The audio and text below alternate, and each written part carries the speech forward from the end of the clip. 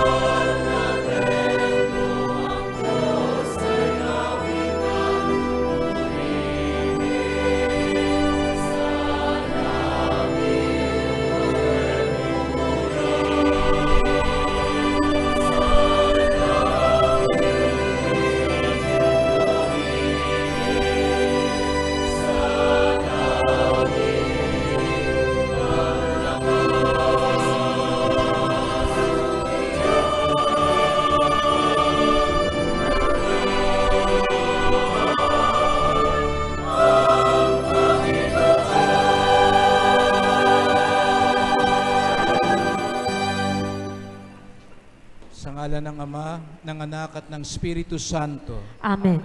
Sumainyo ang kapayapaan. At sumaiyo rin. Ngayong ikatlong linggo ng Pasko ng muling pagkabuhay, sa gitna ng ating pagdiriwang sa panahong ito, tayo ay ginagabayan ng isang napakagandang imahe ng ating Panginoong muling nabuhay. Kasabay nito ang espesyal na okasyon na ating pinasasalamatan ng Diyos sa grasya ng mga bagong kampanang pasisinayaan natin ngayon. Ang mga ito ay hindi lamang kasangkapan sa simbahan, kundi paanyaya sa atin upang manumbalik sa Kanya tuwing marinig natin ang kanilang tinig, paalala ng panalangin, pagtitipon at pagsamba. Upang tayo'y maging marapat gumanap sa banal na pagdiriwang, aminin natin ang ating mga kasalanan. Sa katahimikan ng ating puso, hilingin natin ang tawad ng Diyos.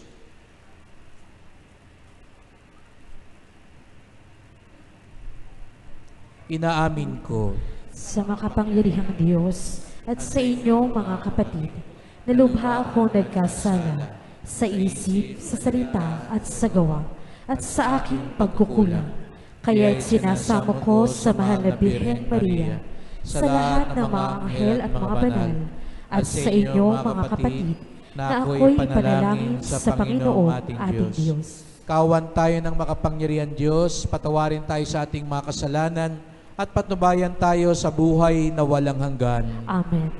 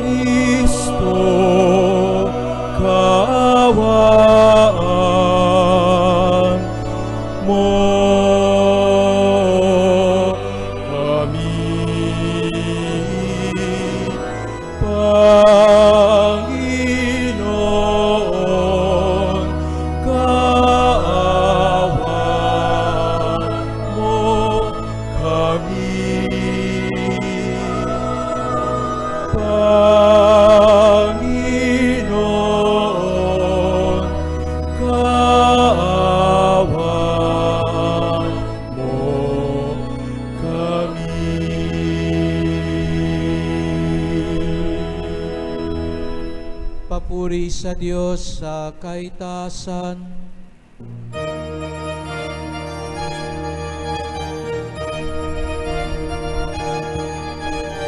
Puri sa Diyos sa kaitaasan, sa lupa'y kapayapaan. Puri sa Diyos sa kaitaasan, sa lupa'y kapayapaan.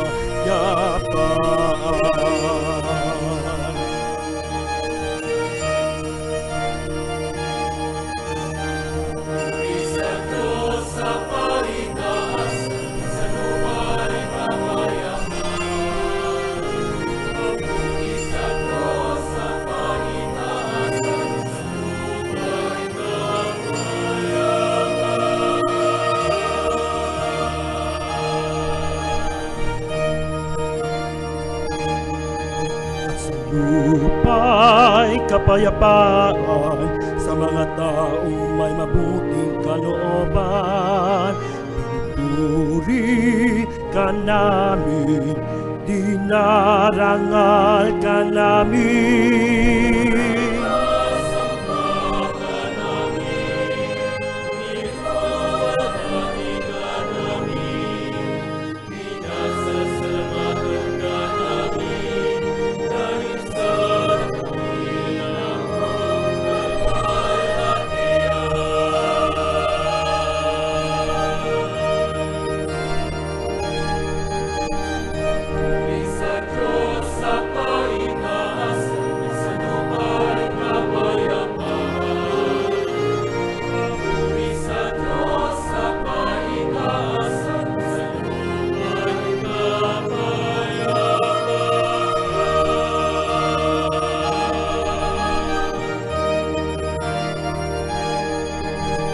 Panginoong Diyos, Hari ng langit, Diyos amang makapangyarihan sa lahat.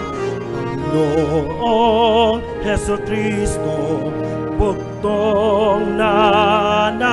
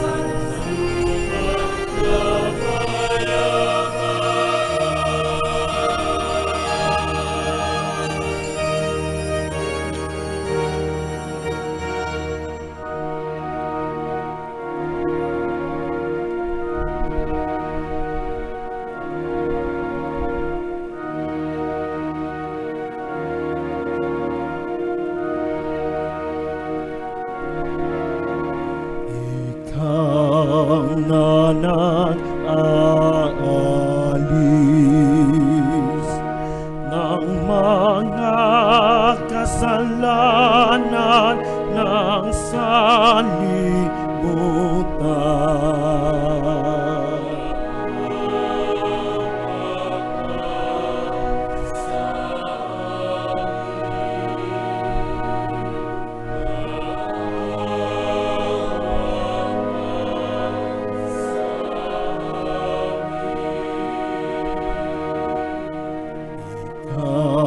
Nanan aalis ng mga kasalanan ng sanlibutan.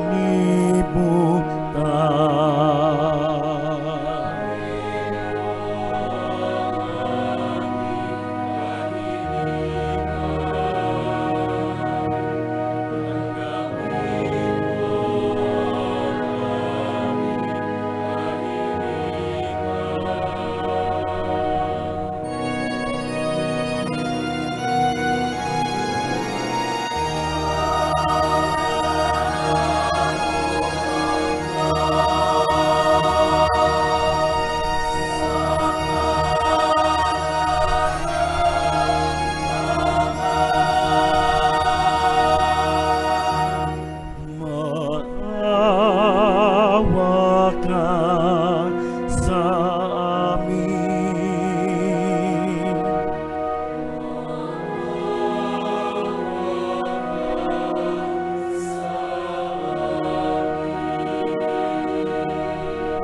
Maawa ka sa amin.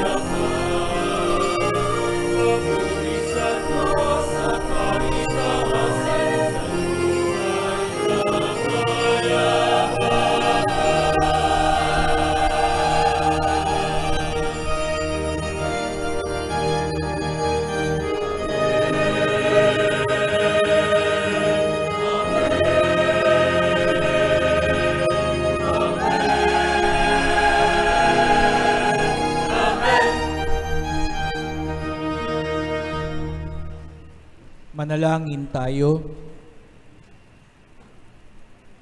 Ama naming makapangyarihan, lagi nawang magalakang iyong sambayanan sa pagkakaroon ng bagong kalooban upang sa kadakilaang dulot ng pag-anib sa iyong angkan, ang araw ng pagkabuhay ay maging pag-asa sa pagdiriwang.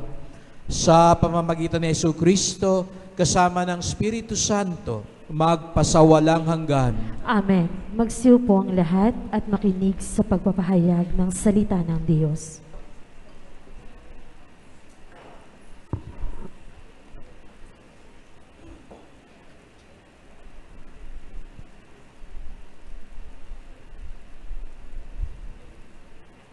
Pagbasa mula sa mga gawa ng mga apostol. Noong mga araw na iyon, ang mga apostol ay siniyasat ng pinakapunong saserdote. Mahigpit naming ipinagbawal sa inyo ang pangangaral sa pangalan ng Hesus na iyan, wika niya. Ngunit tignan ninyo ang inyong ginawa. Laganap na sa Jerusalem ang inyong aral at ibig pa ninyo kaming panagutin sa pagkamatay ng taong iyan? Ngunit sumagot si Pedro at ang iba pang mga apostol, ang Diyos ang dapat naming sundin, hindi ang tao. Ang Diyos ng ating mga ninuno ang muling bumuhay kay Jesus na pinatay ninyo nang inyong ipabitay sa krus. Iniakyat siya ng Diyos sa kanyang kanan bilang tagapanguna at tagapagligtas upang bigyan ng pagkakataon ang mga Israelita na magsisi at tumalikod sa kanilang mga kasalanan. At sa gayon, sila ay patawarin. Saksi kami sa mga bagay na ito. Kami at ang Espiritu Santo na ipinagkaloob ng Diyos sa mga tumatalima sa Kanya. Pagkatapos pagbawalang mangaral sa pangalan ni Jesus ang mga apostol, sila ay pinalaya. Galak na umalis sa mga apostol sa harap ng Sanhedrin sapagkat minarapat ng Diyos na sila'y malagay sa kahihiyan alang-alang sa pangalan ni Jesus. Ang salita ng Diyos. Salamat sa Diyos.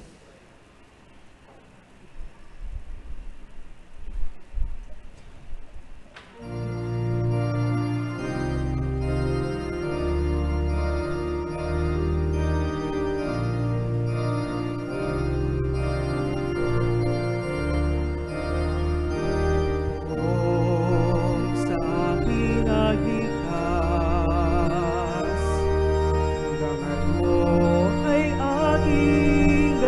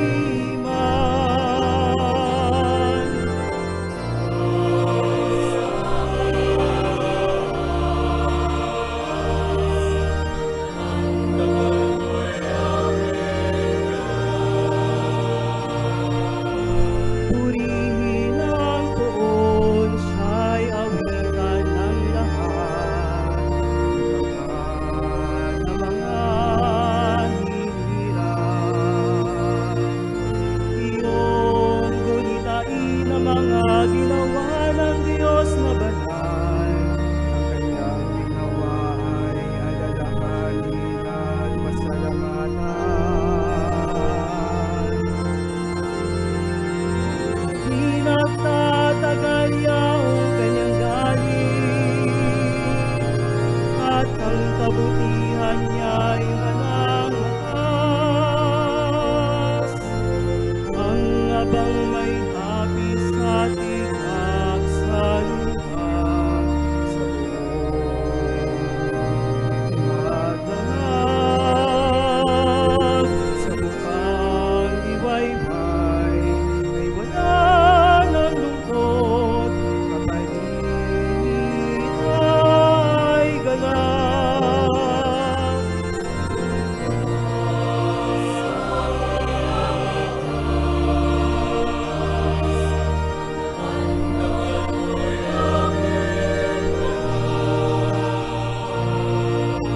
Kaya't ako'y dinggin, ikaw ay mahabag sa'kin. Oo, na buhay pakinggan. Kapag napoon ako ay dinggin mo at iyong tulungan. Nadama ko'y dalag ng iyong buhay, ang aking panluluksan. Sa pasasalamat sa iyong poon ay di magsasawa.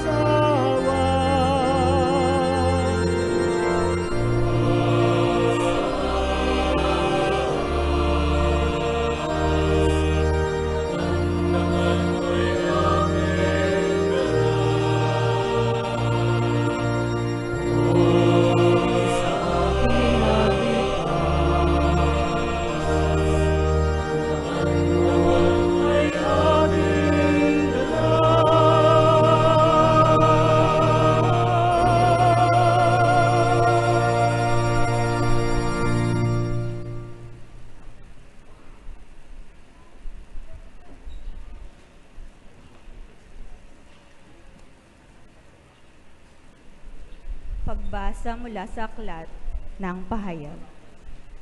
Akong si Juan ay tumingin muli at narinig ko ang tinig ng libo-libot laksa-laksang anghel. Sila'y nakapaligid sa trono, sa apat na nilalang na buhay at sa matatanda. Umaawit sila ng ganito: ang korderong pinatay ay karapat-dapat na tumanggap ng kapangyarihan, kayamanan, karunungan at kalakasan, papuri, paggalang at pagkadakila. At narinig kong nag-aawitan ang mga nilikhang nasa langit, nasa lupa, nasa ilalim ng lupa, at nasa dagat, lahat ng nilikha sa buong sanlibutan. Sa kanya na nakaluklok sa trono at sa kordero. Sumasa kanila ang kapurihan at karangalan, kadakilaan at kapangyarihan magpakailanman. Tumugon ng apat na nilalang na buhay. Amen. At nagpatagpa ang matatanda at nagsisamba. Ang salita ng Diyos. Salamat sa Diyos. Magsitayo po ang lahat.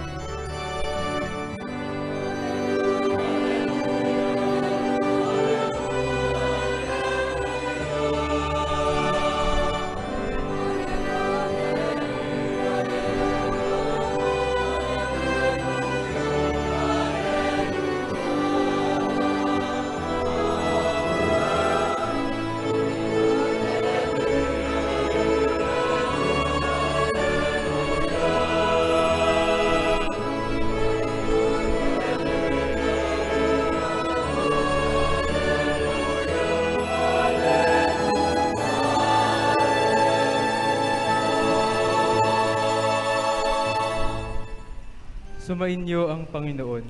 At sumayo rin. Ang mabuting balita ng Panginoon ayon kay San Juan. Papuri sa iyo, Panginoon.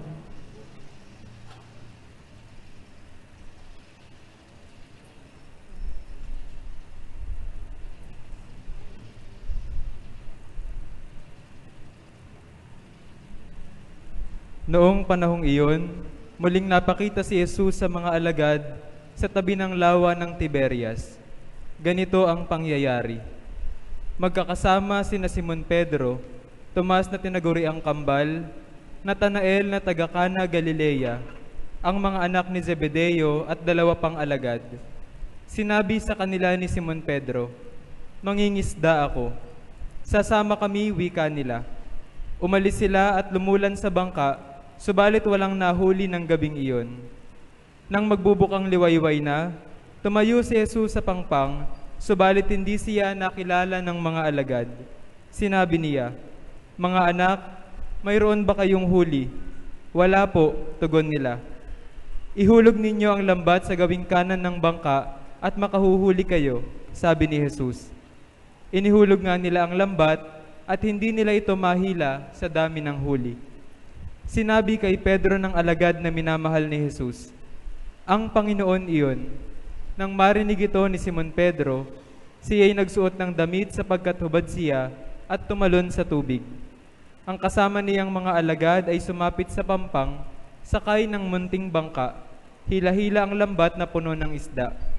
Hindi sila gaanong kalayuan sa pangpang, mga 70 metro lamang. Pag-ahon nila sa pangpang, may nakita sila roon na mga baga na may isdang nakaihaw at ilang tinapay. "Magdala kayo rito ng ilang isdang nahuli ninyo," sabi ni Jesus.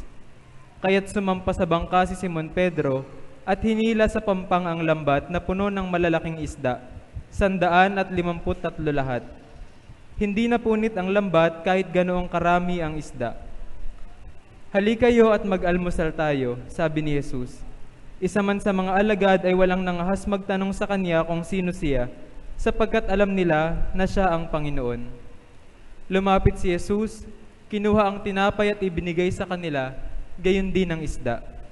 Ito ang ikatlong pagpapakita ni Jesus sa mga alagad pagkatapos na siya'y muling mabuhay. Pagkakain nila, tinanong ni Jesus si Simon Pedro, "Simon, anak ni Juan, iniibig mo ba ako ng higit kaysa mga ito?" "Opo, Panginoon, nalalaman ninyong iniibig ko kayo," tugon niya. Sinabi sa kanya ni Jesus, "Pakanin mo ang aking mga batang tupa." Muli siyang tinanong ni Jesus, "Simon, anak ni Juan, iniibig mo ba ako?" Sumagot si Pedro, "Opo, Panginoon, nalalaman ninyong iniibig ko kayo." Ani Jesus, "Pangalagaan mo ang aking mga tupa." Pangatlong ulit na tinanong siya ni Jesus, "Simon, anak ni Juan, iniibig mo ba ako?" Nalungkot si Pedro sapagkat makatlo siyang tinanong, "Iniibig mo ba ako?" At sumagot siya, "Panginoon, nalalaman po ninyo ang lahat ng bagay. Nalalaman ninyong iniibig ko kayo." Sinabi sa kanya ni Jesus, "Pakanin mo ang aking mga tupa. Tandaan mo, noong kabataan mo pa ikaw ang nagbibihis sa iyong sarili at lumalakad ka kung saan mo ibig. Ngunit pagtanda mo, iuunat mo ang iyong mga kamay at iba ang magbibihis sa iyo at dadalhin ka kung saan hindi mo ibig." Sinabi niya ito upang ipakilala kung paano mamamatay si Pedro at sa gaya'y mapararangalan niya ang Diyos. Pagkatapos, sinabi sa kanya ni Jesus, "Sumunod ka sa akin."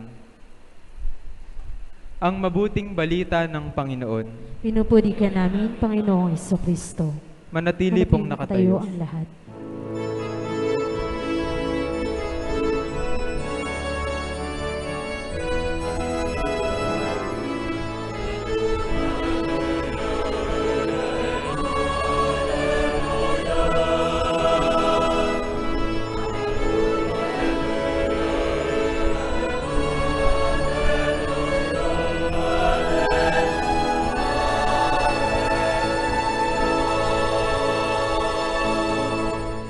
Magsiupo po ang lahat.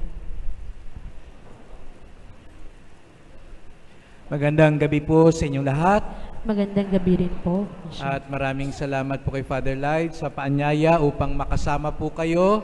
Bagamat tayo pa rin ay nagdiriwang ng muling pagkabuhay, kaya hindi pa naman din po huli dahil ito ang aking unang pagkakataon makapagdiwang ng misa sa inyo, lalo na ngayong muling pagkabuhay. Kaya pwede pa rin naman pong bumati ako sa inyo ng Happy Easter. Kaya Happy Easter po sa inyong lahat. At pwede pa rin naman bumati sa bawat isa ng Happy Easter. Happy Easter. Palakpakan natin ang Panginoon na muling nabuhay. At damang-dama ko na buhay ang inyong pamayanan. Sa iba kasi pag nagpa-Happy Easter ako, pinagmamasdan ko yung mga tao, parang Biyernes Santo pa rin. No? Kaya pag nakasimangot, sabihin move on na. No? Tapos na ang Biyernes Santo, Easter na tayo. Pero dito sa Limay ay mukhang damang-dama ko na kayo'y buhay na buhay. Amen? Palakpakan natin muli ang Panginoon.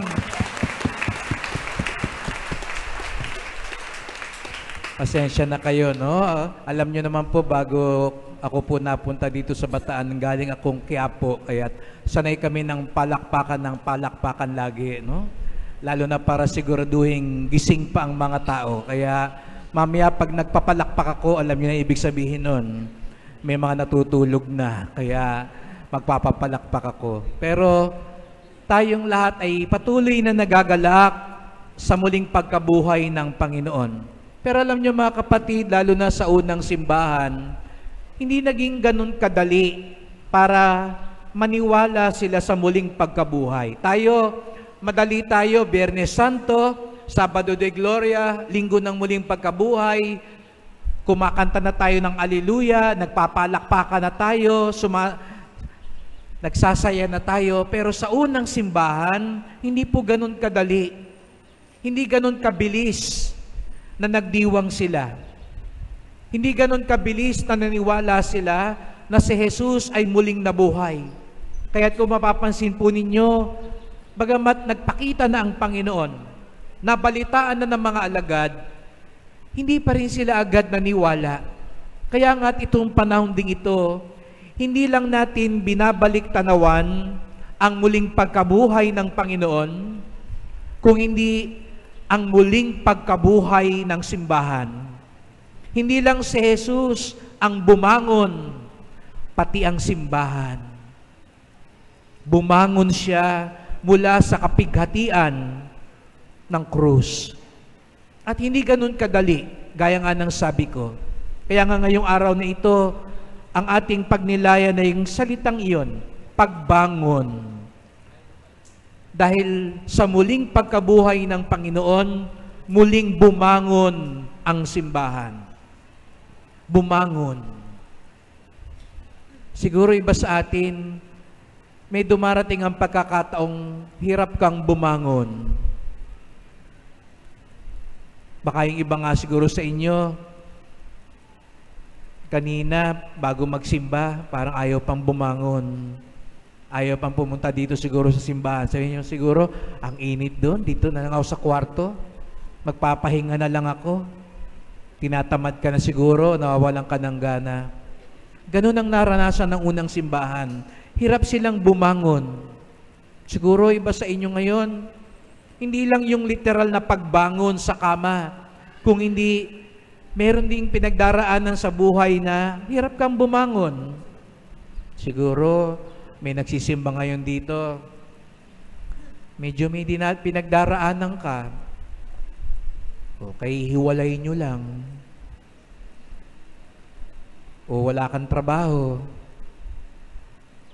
nag-away kayong magkapatid, nabigo ka, hindi ka nakapasa, hindi ka makabayad ng utang, hindi ka binabayaran ng pinagkautangan mo. Marami tayong kadahilanan na hirap bumangon sa buhay. Kaya ka siguro pinagsimba ngayon, gustong sabihin sa iyo ng Panginoon, bangon lang. Tuloy lang. Huwag kang susuko. Huwag kang mawawala ng pag-asa. Huwag kang ihinto, katulad ng unang simbahan. Pero paano nga ba bumangon? Si Simon Pedro, nabalitaan natin sa Ebanghelyo ngayon, bagamat nalaman na niya kay Maria Magdalena, nabalitaan na niya na muling nagpakita ang Panginoon, bumalik siya sa pangingisda. Para sa kanya, ang pagbangon ay pagbalik. Akala niya sapat na, masyado siyang na-frustrate nung Biyernes Santo, nadurog ang kanyang pag-asa, kaya sabi niya siguro sa sarili niya, balik na lang ako sa dati, mangingisda na lang ako. Parang naging bangungot lang tong pagsunod ko kay Jesus.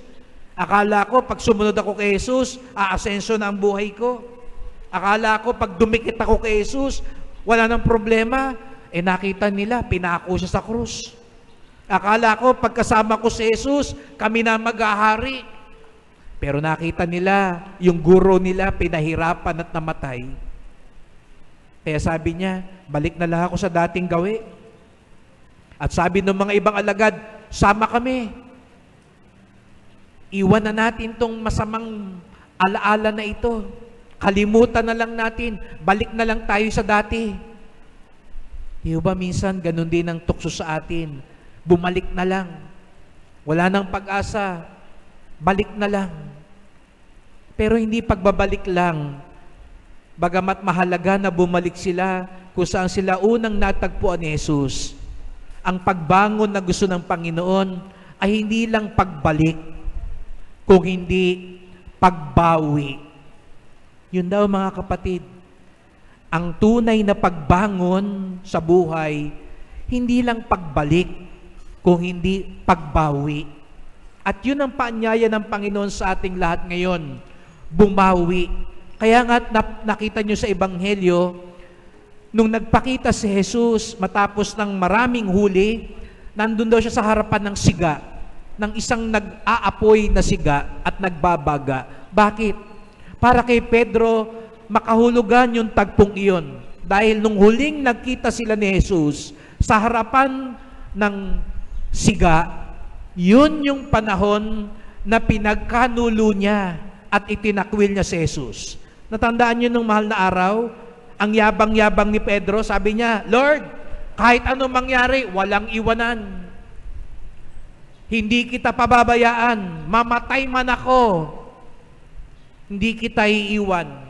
Pero nung nandun sila sa bahay ni Caiphas, nung nililiti si Jesus, sa harap ng siga, at hindi pa nga sundalo yung kumausap kay Pedro, yung dalagita lang, nakasambahay ng punong pari, sabi niya, di ba kasama ka ni Jesus? Ano sabi ni Pedro? Hindi ko kilala yan. 3 beses niyang itinatwa ang Panginoon. Kaya nga tumilaok yung manok. Sa harapan ng baga, kinain ni Pedro yung salita niya. Sa harapan ng siga, binasag niya, sinira niya ang kanyang pangako. At doon siya tinagpo ni Jesus. Hindi para sumbatan. Alam niyo mga kapatid, ang Diyos kailanman hindi nanunumbat. Tandaan niyo yun. Hindi nanunumbat ang Diyos.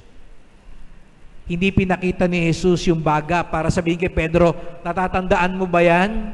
Yabang-yabang mo noon? Iniwan mo ako? Hindi po.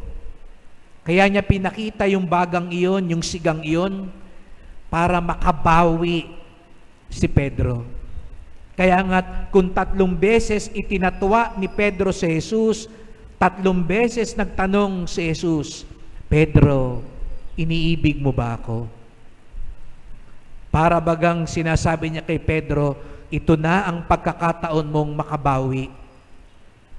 At makababawi ka, hindi dahil umaasa ka sa sarili mong lakas. Dati kasi kaya ka nasira Bilib na bilib ka sa sarili mo.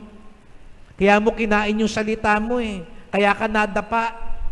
Umasa ka lang sa lakas mo, duwag ka Mahina ka. Kaya nga, nung tinanong ni Jesus si Pedro, mahal mo ba ako? Gusto rin ipamukha ni Jesus, mahal din kita. Kaya't ang pangahawakan mo para makabawi ka, Hindi lang yung pagmamahal mo, kung hindi ang pagmamahal ng Diyos. Mga kapatid, yun daw ang susi sa pagbangon, ang pagmamahal ng Diyos. Yun ang bumangon kay Jesus sa muling pagkabuhay niya, ang pagmamahal ng Ama. At yun din ang makababangon sa atin sa buhay, ang pagmamahal ng Diyos, ang awa at grasya ng Diyos. Kasi kung babase lang tayo sa sarili natin, kukulangin po tayo. Kung aasa ka lang sa mundo, kaya nga sa unang pagbasa, sabi ni Pedro, ngayon ibang-iba na si Pedro, hindi kami susunod sa tao, sa Diyos kami susunod. Bakit?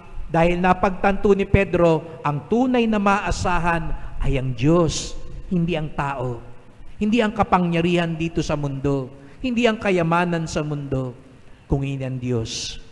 Iyon ang magpapalakas, iyon ang magpapabangon.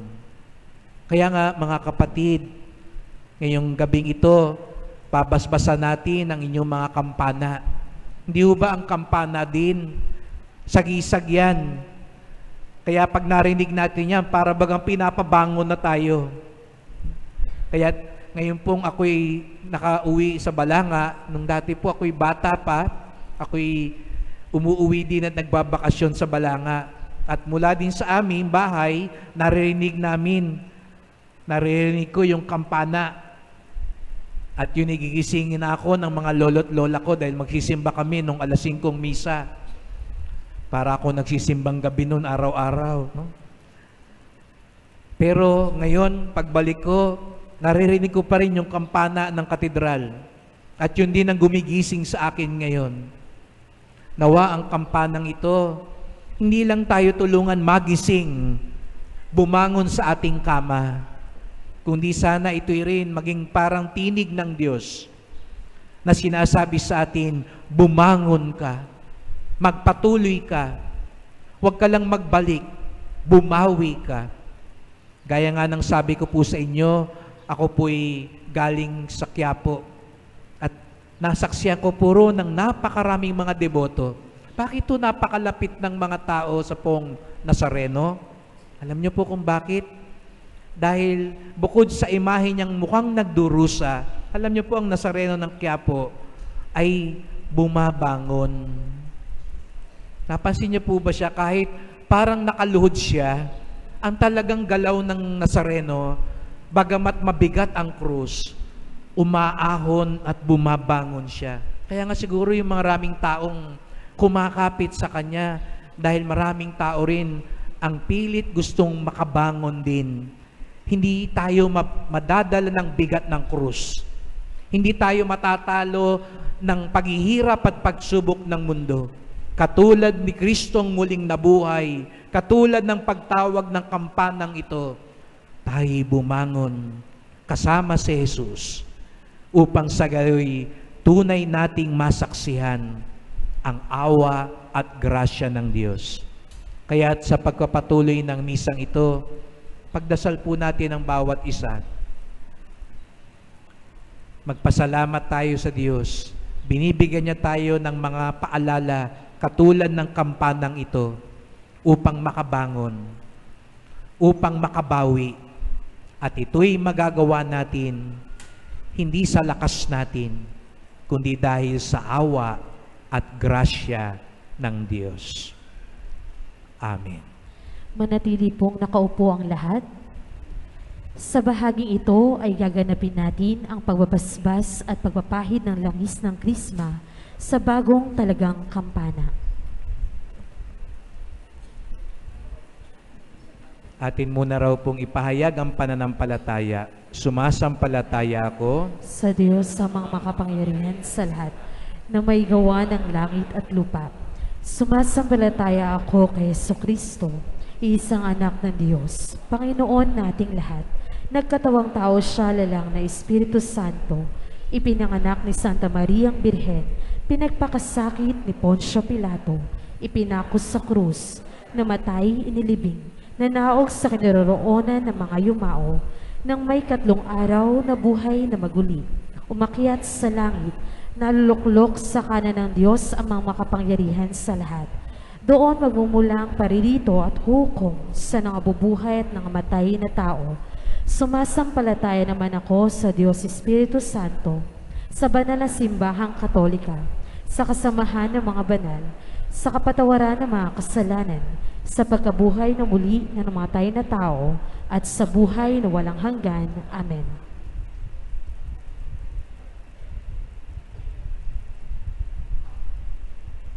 Mga kapatid, sa pananampalataya, tayo ay nagtipon ngayon upang basbasan ang mga bagong kampanang ito na magiging bahagi ng ating sambayanan sa panawagan, sa panalangin at pagsamba. Ang kanilang tinig ay magpapaalala sa atin sa kabanalan ng Diyos. Mag-aanyaya sa atin sa pagdiriwang ng banal na Eucharistia at misteryo ng pananampalataya at pag-ibig ng Diyos. Manalangin tayo. O Diyos, pinagmumula ng lahat ng biyaya at pagpapala, naway sa pagwiwisik ng banal na tubig sa mga kampanang ito, tanggapin na mga ito ang kabanalan na mula sa iyo. Kasabay nito'y tumaas nawa ang aming panalangin sa iyo, Panginoon, tulad ng usok ng insenso sa harap ng iyong trono. Naway ang usok na ito'y magpaalala ng kabanalan ng mga kampanang ito at ng kanilang tungkulin, na tawagin ang mga tao sa iyong presensya. Sa pamamagitan ni Kristong aming Panginoon. Amen.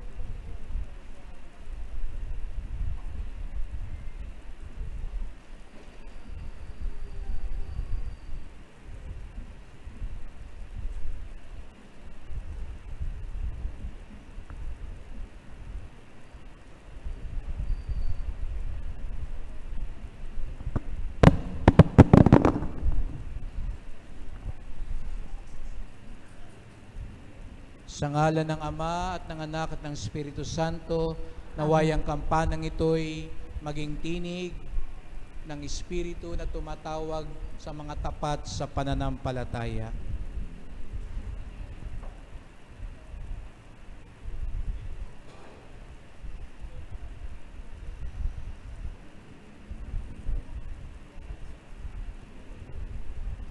Sa ngalan ng Ama, ng Anak at ng Espiritu Santo, naway ang kampanang ito'y maging tinig ng Espiritu na tumatawag sa mga tapat sa pananampalataya.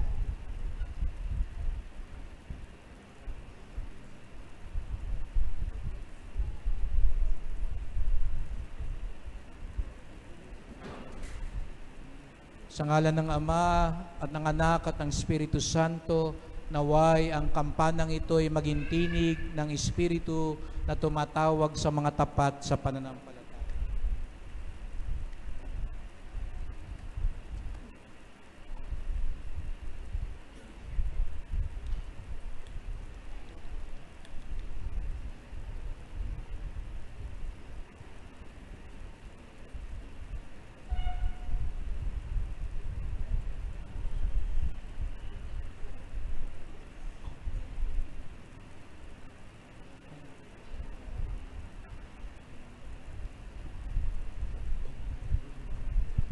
Manalangin tayo.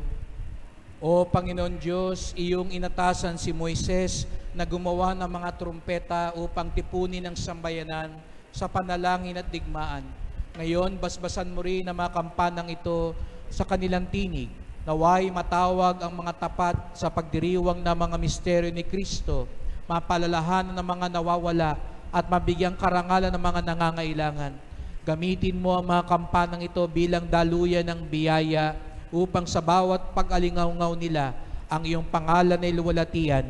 sa pamamagitan ni Kristong aming Panginoon. Amen.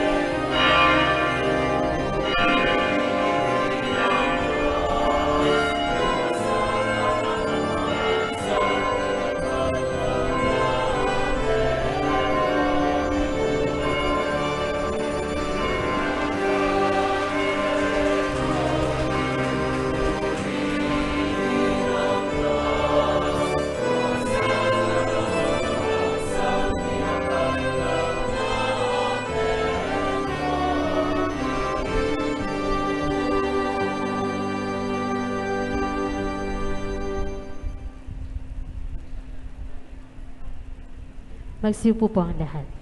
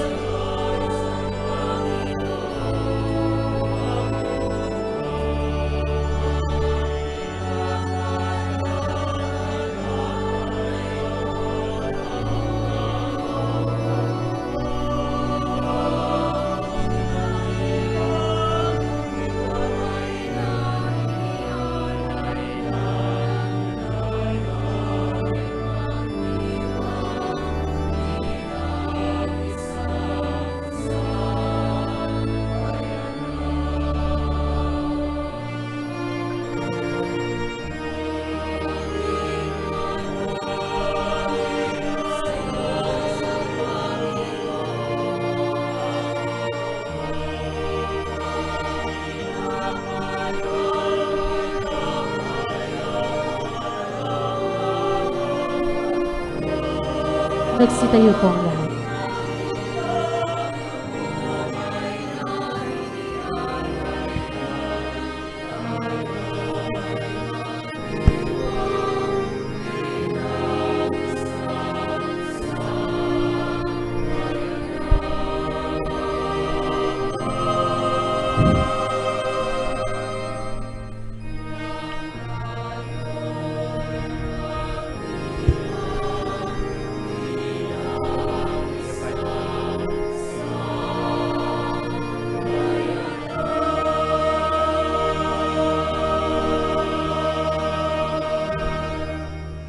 Manalangin kayo mga kapatid upang ating paghahain ay kalugdan ng Diyos amang makapangyarihan. Tanggapin nawa ng Panginoon itong paghahain sa iyong mga kamay, sa kapurihan niya at karangalan, sa ating kapakinabangan at sa buong sambayanan niyang banal. Ama naming lumikha, tanggapin mo mga alay ng iyong sambayanang natutuwa, ang pagkabuhay na iyong anak na niloob mong aming ikatuwa ngayon, ay papagbungahin mo ng galak na mananatili sa amin habang panahon.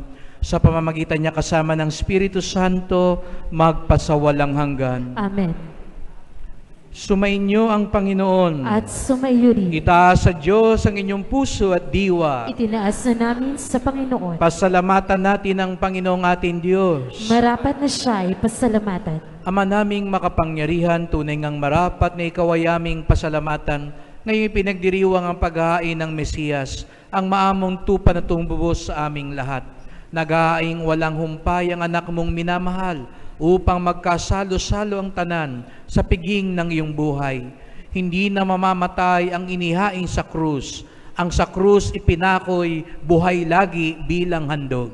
Kaya kaisa ng mga anghel, nagsisiawit ng papuri sa iyo nang walang humpay sa kalangitan, kami nagbubunyi sa iyong kadakilaan.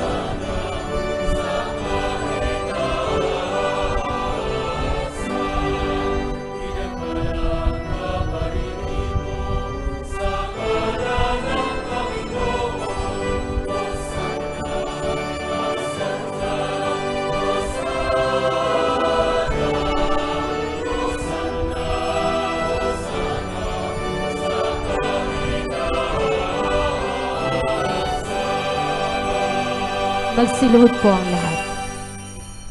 Ama naming banal, ikaw ang bukal ng tanang kabanalan. Kaya't sa pamamagitan ng iyong Espiritu, gawin mong banal ang mga kaloob na ito, upang para sa amin maging katawan at dugo ng aming Panginoong Hesukristo. Bago niya pinagtiis ang kusang loob na maging handog, hinawakan niya ang tinapay, pinasalamatan kanya, pinaghati-hati niya yon, iniabot sa kanyang mga alagad at sinabi, "Tanggapin ninyong lahat ito't kanin. Ito ang aking katawan na ihahandog para sa inyo."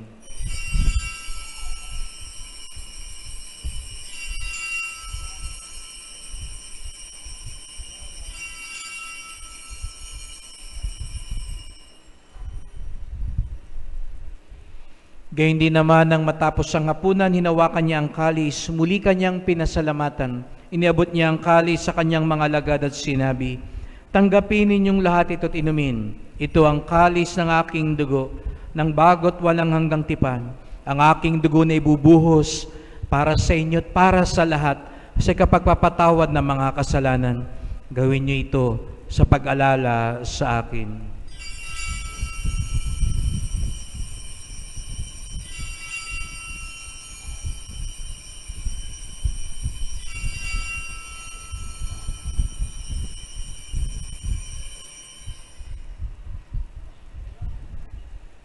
Ipagbunyi natin ang misteryo ng pananampalataya.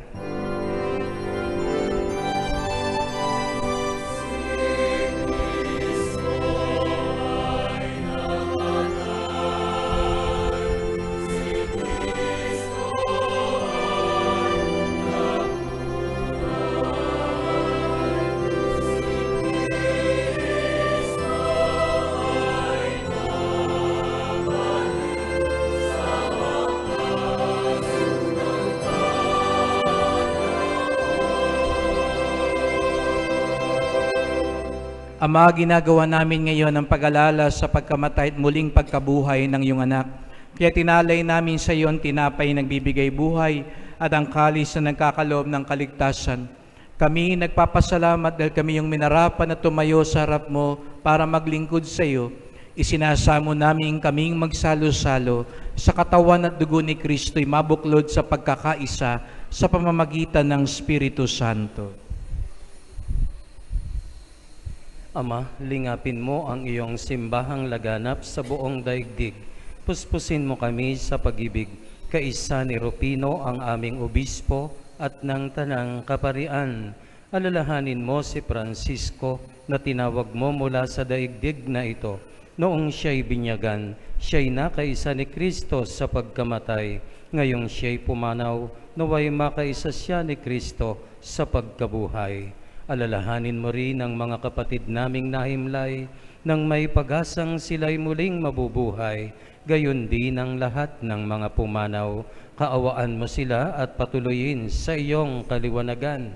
Kaawaan mo at pagindapatin kaming lahat na makasalo sa iyong buhay na walang wakas, kaisa ng mahal na Birheng Maria, na ina ng Diyos, ni San Jose, ang kanyang esposo, kaisa ng mga apostol at ng lahat ng mga banal na namuhay dito sa daigdig ng kalugod-lugod sa iyo, maipagdiwang nawa namin ang pagpupuri sa ikararangal mo sa pamamagitan ng iyong anak na aming Panginoong Jesucristo. Sa pamamagitan ni Kristo, kasama niya at sa Kanya, ang lahat ng parangal at papuri ay sa iyo, Diyos Amang makapangyarihan, kasama ng Espiritu Santo, magpasawalang hanggan.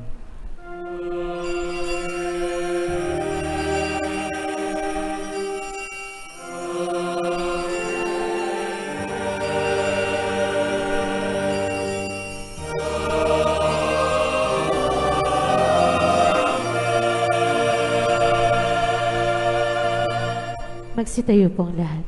Bilang isang pamilya, sama-sama tayong tumawag sa ating Ama sa panalangin itinuro ni Jesus.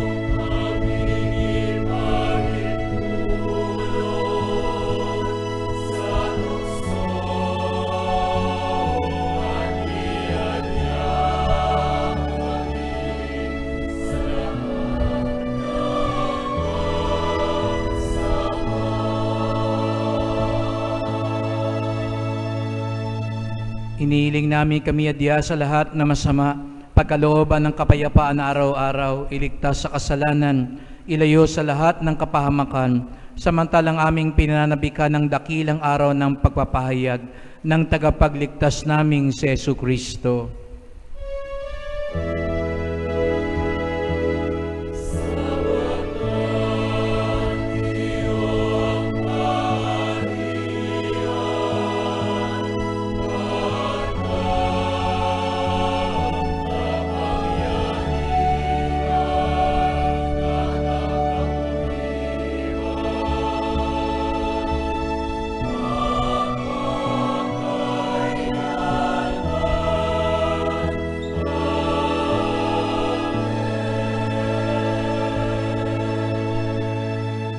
O Panginoong Jesucristo, sinabi mo sa iyong mga apostol at ngayon sinasabi mo sa amin lahat dito, kapayapaan ang iniiwan ko sa inyo, ang aking kapayapaan ay binibigay ko sa inyo.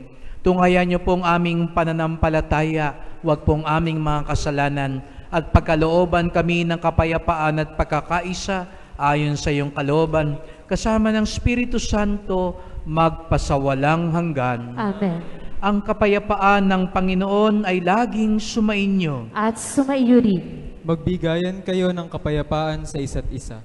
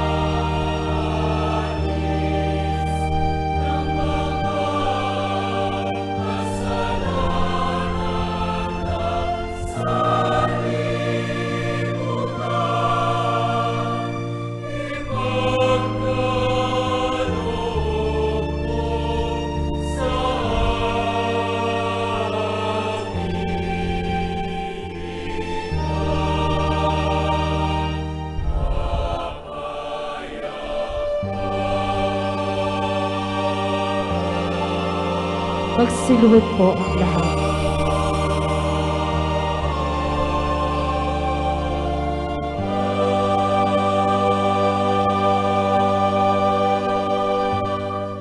Narito ang ating Panginoong Jesucristo, bumangon at muling nabuhay para sa ating kaligtasan. Siyang kordero ng Diyos, nag-aalis sa mga kasalanan ng sanlibutan, mapapalad ang inaanyayahan sa kanyang piging. Panginoon, hindi ako dapat na magpatuloy sa iyo, ngunit sa isang salita mo lamang ay gagaling na ako.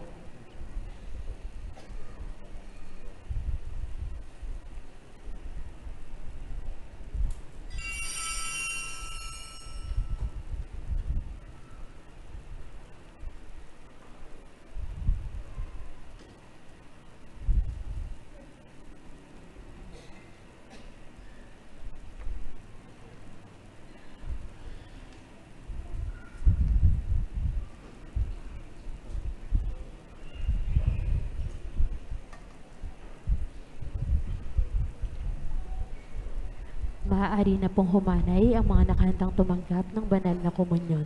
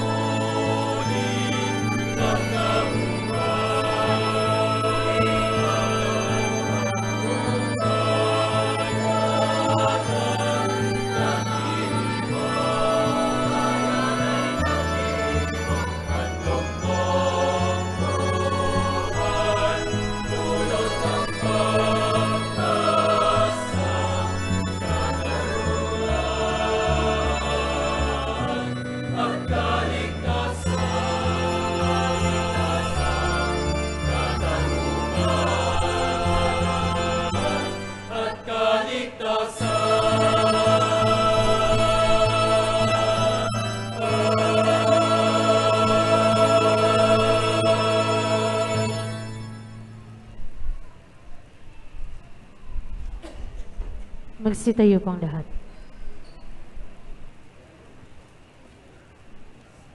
Manalangin tayo.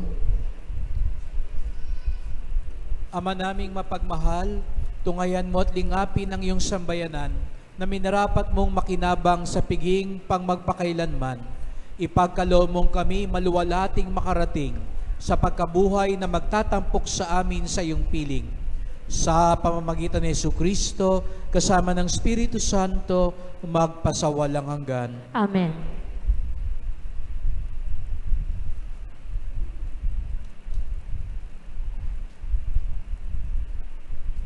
Magsiupo po ang lahat. Magsitayo po ang lahat.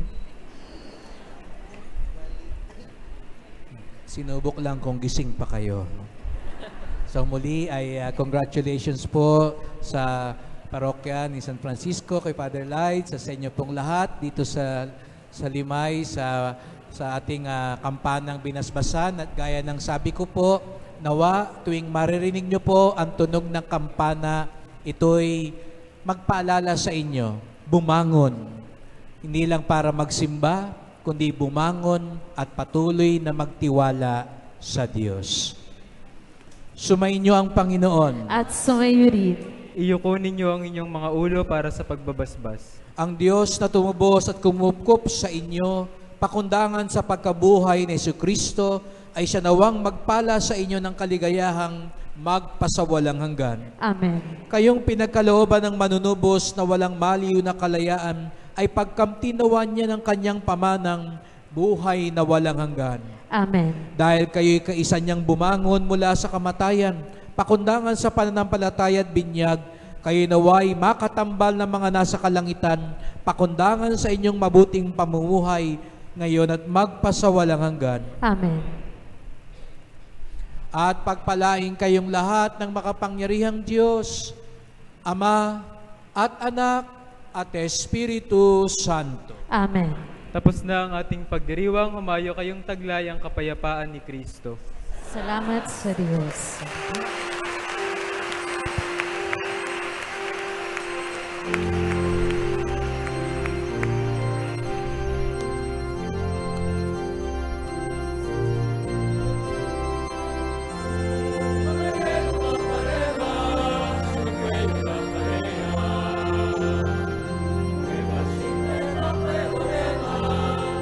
Nagkakaroon po ng photo opportunity kasama ang ating minamahal na obispo.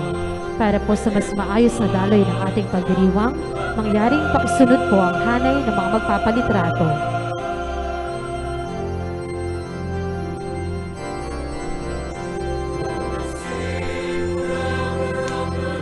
Ang ating mahal na obispo kasama ang buong parokya ng San Francisco ng Assisi.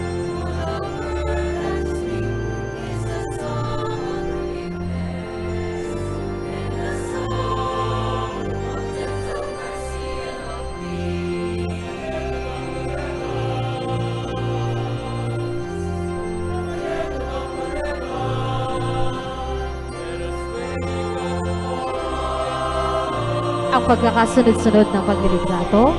Para sa unang litrato, ang ating mahal na obispo.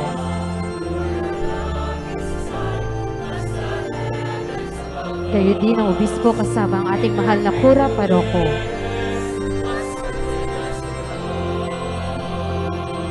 Ikatlo, ang obispo kasama ang kura paroko at diakono.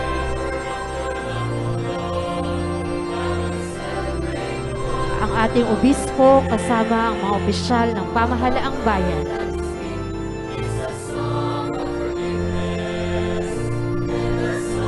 Ang ating mahal na obispo kasama ang mga lingkod ng dambana.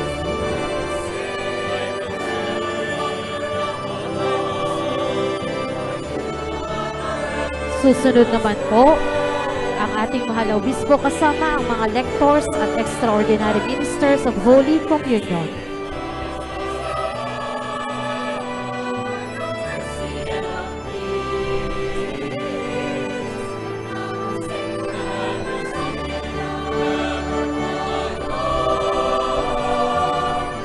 Para po sa nakaiwan ng wallet na kulay gray, mangyaring pakikuha po dito sa harapan. Salamat po.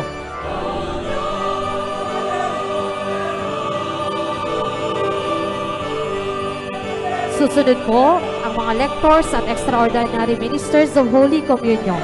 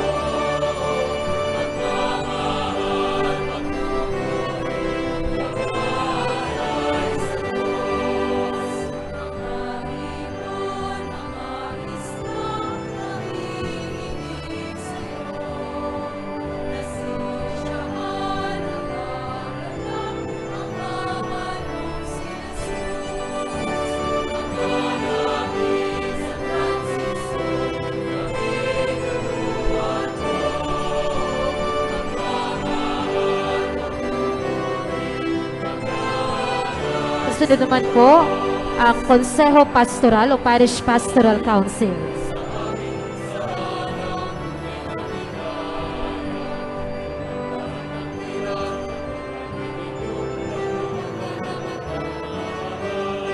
Pagkatapos po ng Parish Pastoral Council ay ang mga collectors at ang Social Communication Ministry.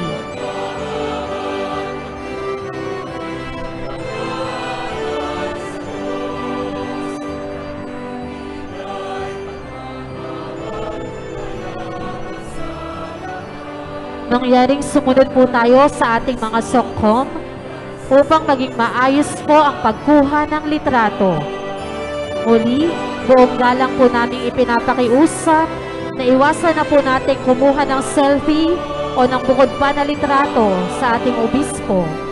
Ang lahat po ng opisyal na litrato ay i-upload sa ating Facebook page kung saan po ninyo makukuha at makikita ang mga larawan. Salamat po.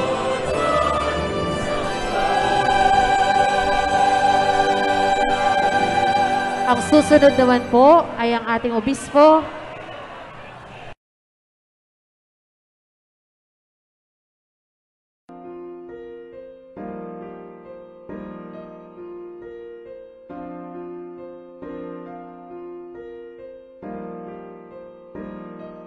Grasya ang lahat ng kanyang nilikha. Grasya ang bawat pintig ng tadhana. Grasya ang bawat sulok ng langit at lupa. Grasya ako'y minahal niya, nakalimos ng awa. Maging kawangis niya, kapiana, hininga, grasyang